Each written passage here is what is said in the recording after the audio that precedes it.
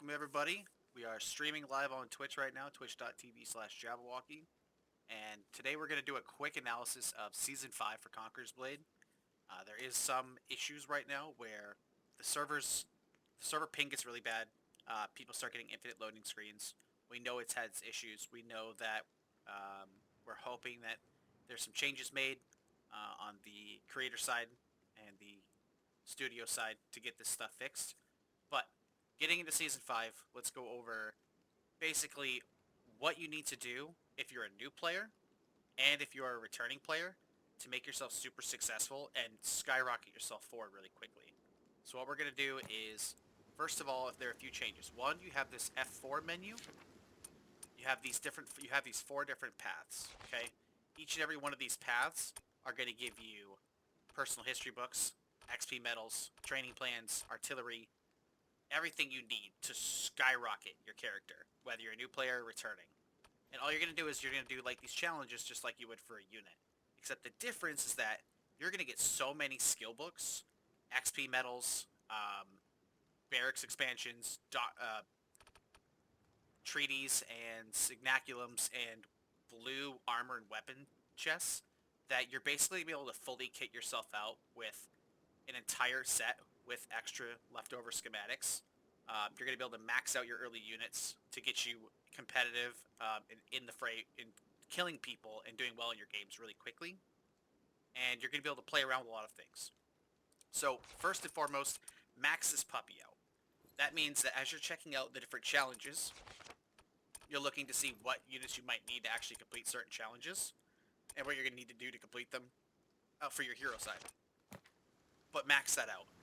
We did ours. We got over 1,000 XP medals. We got so many blue schematic chests that I was able to just constantly reroll until I procced 6 different pieces of gear at legendary in a week.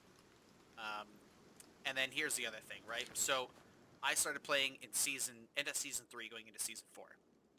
I had nothing, right? And I had to start with nowhere near the same kind of rewards. I'm now at the point where I'm about to hit Supreme Commander, which is unlocking almost all the units in the game. I've got maxed T5 Cav. I've got maxed TW Essential units. So what we're going to go over next is while you're working on that F4 menu, okay, you have your F5 menu. Okay, don't worry about the battle pass. That's not as important. What you want to focus on is your weekly challenges, your campaign quests, and most importantly, your unit challenges, okay? Season 5 right now, the Zycalian Militia, trash. Don't even bother with them. They're not a good unit. Only unlock them to stage 2 just so you can move on. Samakian Stalwarts are basically Spear Sergeants, but with better abilities and more competitive unit. Same thing with the Samakian Paladins. They're men-at-arms that have been upgraded. Those two you're going to want to go for. Those are going to be great for new players to have a strong, solid, versatile infantry unit to get them through a lot of things. The gold unit, if you can get there, these guys should be cool. I've seen a lot of debate whether or not they're going to be good or not. But more importantly, Season 2. Season 2, the only thing you should be worrying about if you're not trying to get all the way to Keshigs, or if you're not spending money to skip there, is Namkhan Archers. It's the very first one you get to unlock. They're a blue archer unit that has poison that stacks. Unlock them as soon as possible. Get them permanently unlocked, go the top line for the bleed damage. That is going to be your main archer unit that you can use on a consistent basis that will do really well for you. Moving on to Season 3, and all I'm doing here is I'm just clicking to change my seasons. So if we look at Season 3, Condot's Hierarchy Guards, once again, first one you unlock. Blue Shock Infantry, magic unit. Doesn't matter that ASAPs from the season we're going to go into next are a little bit better than them now. This unit will do wonders for you every single game if you play them right. They're really easy to use, and they just dumpster everything. Fortebraccios are that pike unit, that phalanx unit that can sit there and hold a gate. If you like to play that defensive style, these guys will be great for you to unlock as like a pike unit that can really hold down positions. The Falconettis, I haven't even bothered with. We call them Mortar Boys. They're good, not essential. Pavis, once again, not essential. And then you could go down the tree here to start unlocking the things for the Maul, the weapon, and its abilities. But mostly you want to focus on Condottieri and maybe Fortebraccios for Season 3. Season 4 is where it gets a little interesting. Janissaries are going to be your best blue tier. So basically Seasons 2, 3, and 4 basically gave you your best in slot blue tier of that type of unit. Janissaries are going to be your best blue gun unit. Nomcons are going to be your best blue archer unit. And Condos are going to be your best blue shock infantry sword and shield unit. Azaps are like the purple, the next tier up equivalent of Condos, except they can counter strike from the front, and they can have on watch, which is where they do all their damage. Another great unit to use. They're great for climbing ladders if you're trying to scale and hit the enemy early, because they get a boost. So this is going to be a great unit to have. And then we have Sealadars and Sipahis. Sipahis are going to be great if you want to have melee cavalry that is very simple to use. They get a defense boost when they get hit. You charge you X them over the enemy. You hit crusade, and then when you're done, you hit charge to get out, or you charge to initiate. Very simple. And Sealadars, we call them the salad cutters because you hit 2, and they cut down shields in front of you. You hit 1, they cut down everything else in front of you in one shot. They're a great unit to have if you can get to Legendary. But once again, those 2 guys on the left-hand side are the ones you want to focus on. Outside of that, for new players, you go to the unit tree. You want to focus on getting Imperial Spear Guard, because that's going to be your best shield unit in game. If you want to get another good blue, scrapping infantry unit, Prefecture Guards are going to be great, like Condos.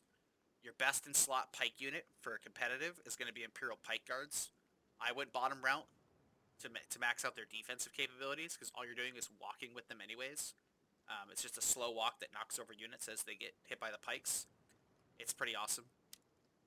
For archers, you really don't need to focus on anything unless you're trying to, if you want to focus on a ranged unit outside of like the Janissaries and the Nomcons, go down this route and get yourself some Tercios, just because they are tankier. They can take a beating, and they've got good damage and rate of fire. I love Imperial Arquebusiers, but they're very squishy for the amount of damage they do, so that's totally up to you, and it's a long way to get there. For Cav, you have to commit to Cav if you're going to be it. If you're going to be a Cav guy, you need to commit to that early, because it's a long process. It's a lot of honor. But thankfully, with the new season, you get a lot of rewards. You can get going quickly.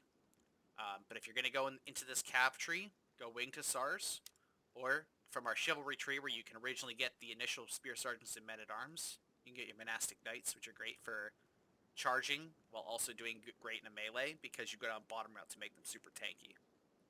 I don't recommend anything out of the Rattan tree. Rattan Marksmen have been nerfed. I don't think they're very good anymore. But for Season 5, your main priority is max out that F4 list, get a bunch of rewards out of it, commit to one weapon, or at least a group of weapons that are on the same armor tree, so that you can use the same tier of armor to try to keep it into Legendary, and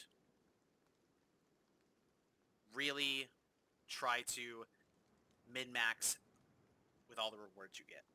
Go hard, get your gear, get your weapons, get everything you need, and it'll, if you don't play around with too many weapons and armor sets, you'll save yourself a lot of schematics and time and skill points early on, so that you can really just max out a weapon really quickly and have much more fun in the siege games. Because these lower tier players you're gonna be going against, or even these mid tiers if you're returning, they're gonna have everything already. And if for new players, you want to be ahead of them so that you can just steamroll early, especially if you're talented already. So that's it, guys. My advice is get those units I mentioned in the seasonals. Get those units that I mentioned out of the unit tree.